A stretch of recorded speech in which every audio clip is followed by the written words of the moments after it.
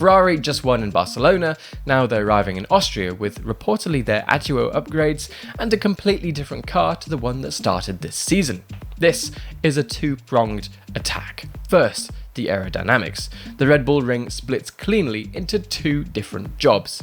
Sectors 1 and 2 are about straight line speed. The long run between turns 1 and 3 where Mercedes and Red Bull will likely have the edge on raw top speed. But the final sector is a completely different story. It's a relentless sequence of fast, sweeping corners where the car that's most stable under load carries the most apex speed and protects its tyres the longest. That's exactly where the SF26 is built to operate. Ferrari's aerodynamic platform has been one of the strongest in the field all season on high-speed stability.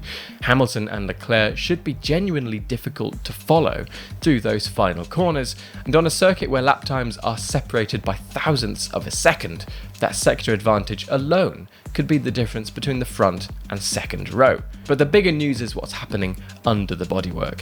Ferrari are potentially bringing their first ADUO upgrades to Austria. This is the third version of their 067/6 power unit, and it's built around a revised steel alloy cylinder head concept that allows combustion chamber temperatures to run significantly higher than what would be possible with a conventional aluminium design. Shell has also developed a new fuel specifically optimized for this configuration. The power gain is modest. Reports from Italy put it at around 5 horsepower, but context does matter here. Ferrari is sitting more than 4% behind Red Bull's apparent benchmark engine on pure combustion output, which on a circuit like the Red Bull Ring, where energy deployment through those fast corners is critical, is a meaningful gap. 5 horsepower doesn't close that entirely, but combined with the new fuel, which is designed to improve combustion efficiency rather than just add raw output, Ferrari are hoping the real-world gains are larger than the headline numbers suggest. The upgrade is still awaiting formal FIA approval,